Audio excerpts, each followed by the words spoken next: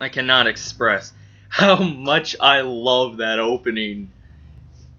Although it's short and everything, but it's probably one of my top 5 of this summer season and all that, along with Gangsta's opening, because I like the beat and I just like everything about it, and the whole animation style to the opening with it.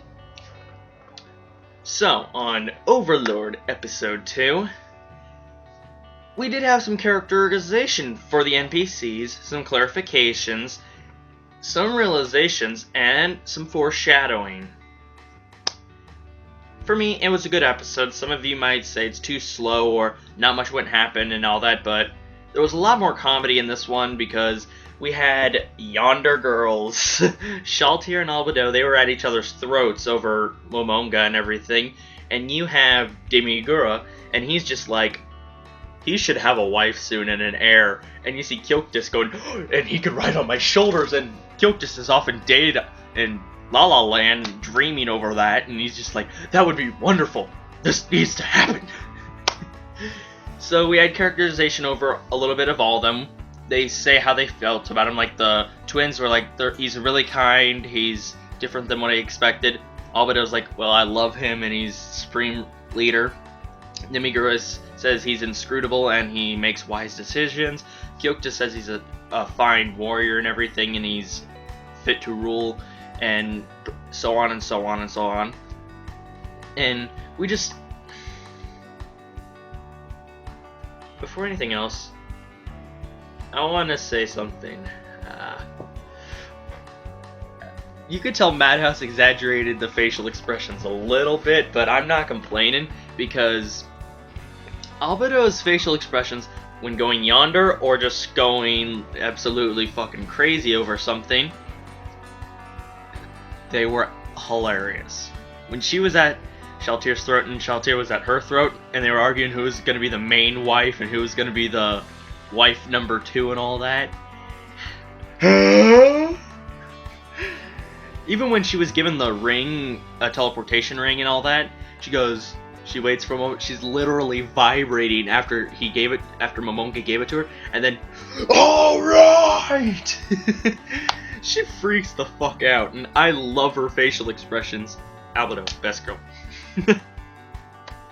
So, we did have some characterization for them.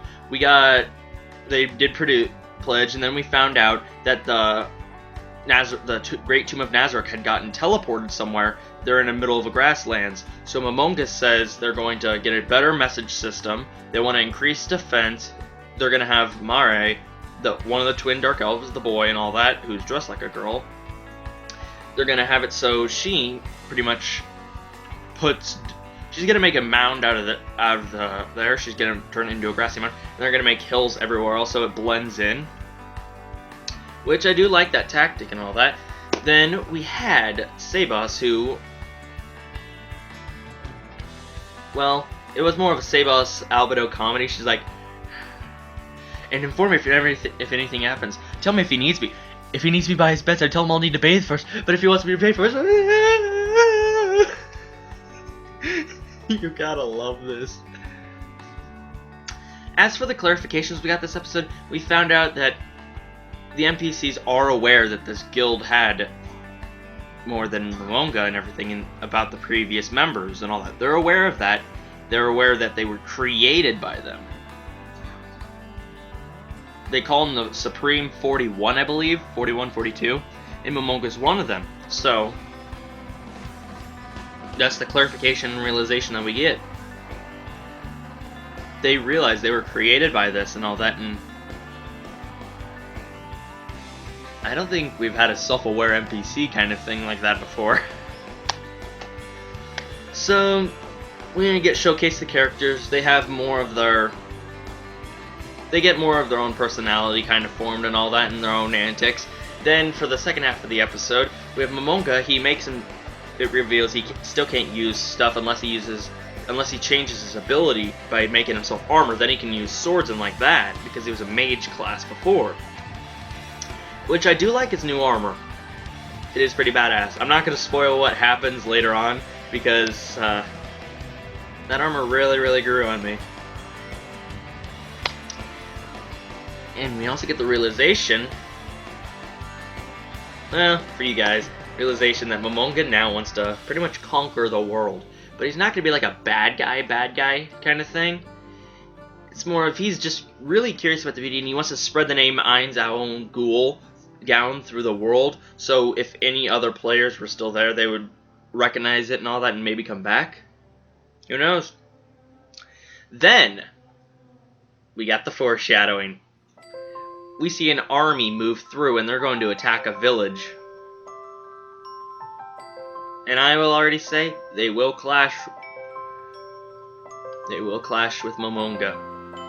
I'm hyped. Some may not like this episode, some may, but for me, I'm a big fan of the Overlord. I like how it's being adapted and all that.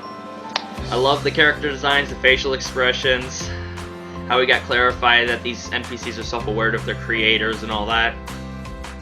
And we got some more funny antics and all that.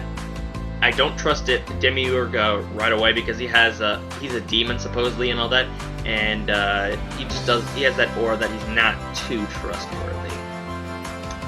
So, who knows what will happen in the future.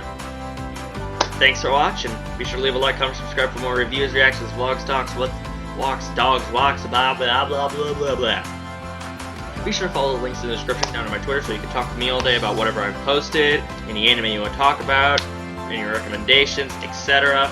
Or just follow the anime, watch the episode if you haven't already, because that's pretty damn good.